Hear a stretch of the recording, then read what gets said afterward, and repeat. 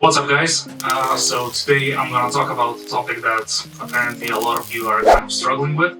I had this post on Twitter, which, as it turns out, a lot of you are kind of struggling with, and it concerns over-editing your videos. As video editors, we want to show off and flex our editing muscles and show that we can edit and do all these cool transitions and effects and things like that. But what we fail to recognize is that actually this is taking away value rather than adding value, because the point of the video is to actually convey a message, and if the message is obscured or it's distracting for the viewers, then we failed at our job. So I've prepared a few examples, so we're gonna take a look at those, and I will show you or also give you some advice how to avoid and be measured when you are editing your videos. So let's hop on. Here we have a video which is definitely, you will see that this guy has some pretty cool skills. He can edit his videos. He's a professional. He can remove background, he can add animations, motion graphics, and all those cool things. So when you're looking at this video, it looks pretty cool. I mean, you can see that definitely he knows his stuff. But listen to the content. The depth of e-commerce business. So don't worry, here's 3 practical and cost-effective solutions that you can implement right now. Okay, so from this short clip, you can see that this guy is kind of a professional, that he is talking about a serious topic. He's talking about e-commerce. So our edit has to match his brand and the message he is trying to convey. Now, sure, you can use all sorts of animations and things like that, but it has to fit his style, his brand, and what he's trying to communicate. So let's take a look at the first 5 seconds. So you see, everything goes so quickly. It's very distracting. Even if we would need to slow down this footage in order to recognize all of the effort that the editor put into this video. So let's do that.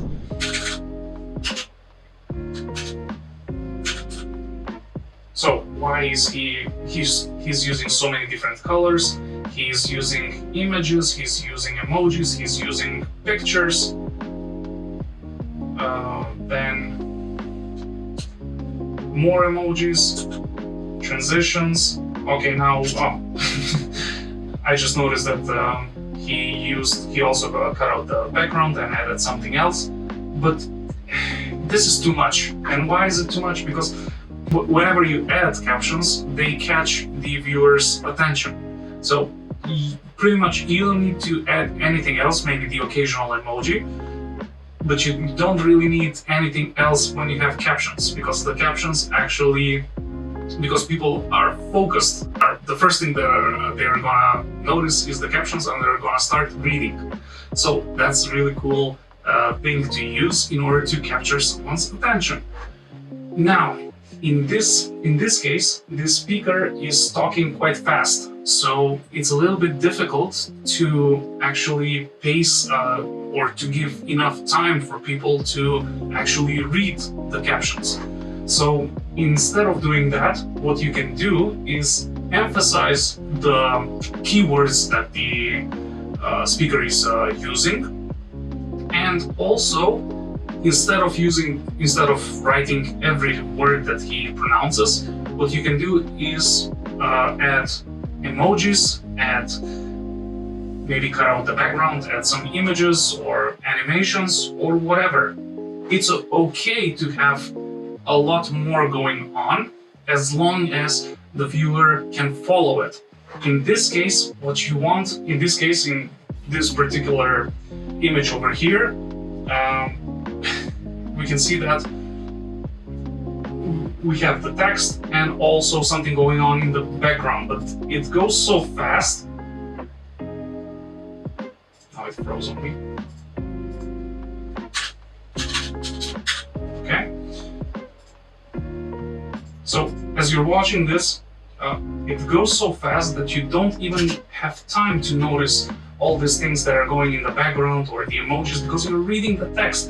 In addition, he's using so many different colors, it's really difficult to pay attention because things are changing all the time and it's really difficult to follow.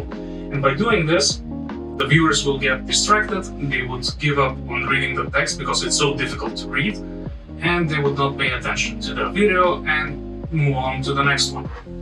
So, speaking of the next video, let's go to the next video. So, here's another before and after. Even the before is quite well edited, but the after, I think you would agree that it's much more clean and much better looking. Now, the difference is that probably this first one was done in Premiere Pro and the other one, the one on the right, was done in After Effects. But as you can see the difference. So for example here, okay, maybe not too creative with the things that were going on in this video. Here maybe things are a little bit more complex, more interesting. But if we focus on this, I mean, come on, you're gonna give someone a seizure. People also need to enjoy watching your videos. And here, in this video, when you compare these both videos, and by the way, I don't know, from the text probably you've noticed that, again, this is a serious topic. It's about consulting or business. So definitely a serious topic that also through your editing, you need to match the brand and what they are trying to communicate. So, and also you need to build trust. So if I show some, I don't know, cartoon animations for this video, if I use, I don't know, maybe some anime images, stickers or whatever, people probably would not see this profile, see this person as trustworthy, and therefore his brand is going to suffer. So this video on the right, it's much more fitting for this brand. It looks more professional. I mean, don't get me wrong, you can do similar things in Premiere Pro. It doesn't have to be in After Effects. But in this case, this one is much more professional and it fits the narrative. Okay, so let's move on to the final video. Again, this is a more serious topic. He talks about advertising, and as you can see, there are a lot of things going on. So maybe you would say that this is kind of an over-edited video. But as you can see, he doesn't have captions. Instead of captions, he's using images to capture viewers' attention. And also you would notice that each effect comes one by one in a sequence, so it's easy to follow. Whenever something appears, it grabs your attention and you can easily follow. And also, all the things that he's talking about are matched with the things that are showing on screen.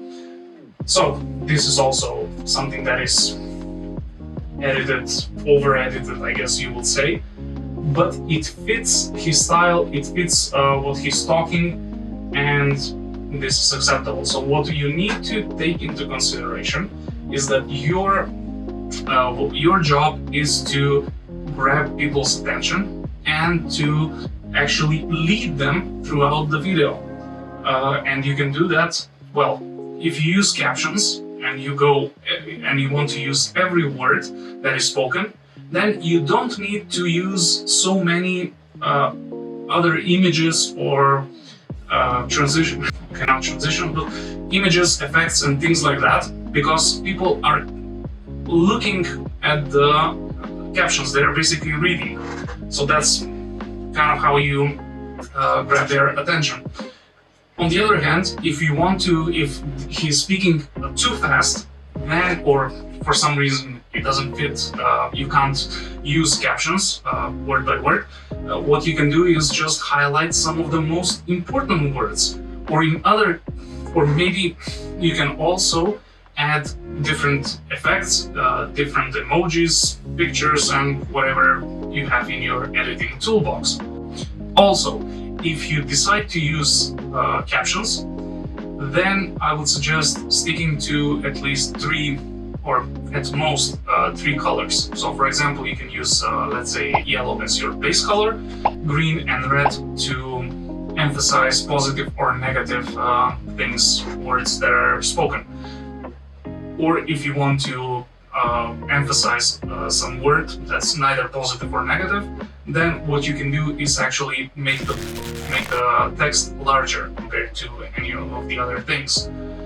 Also, instead of using, let's say, I call them the default colors, green, yellow, and red, what you can do is also look at the colors that are in the logo or the colors that the brand is using for their promotion or in their logo, and use those colors for your text. But again, I would not recommend exceeding, let's say, 2 or 3 colors at most, because it gets a little bit confusing or distracting rather.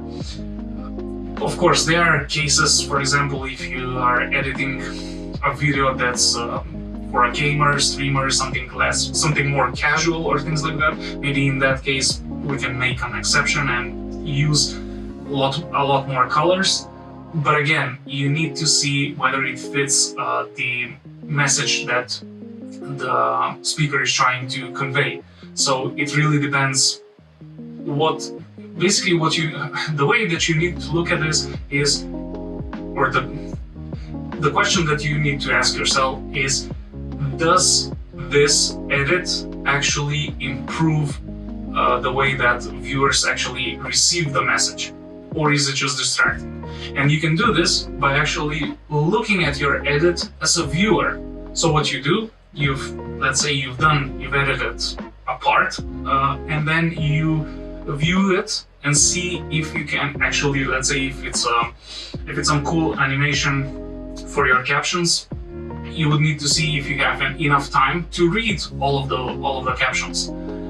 If not, then probably, even if it's an amazing animation, then it doesn't really add value. Or you can also invite some other person.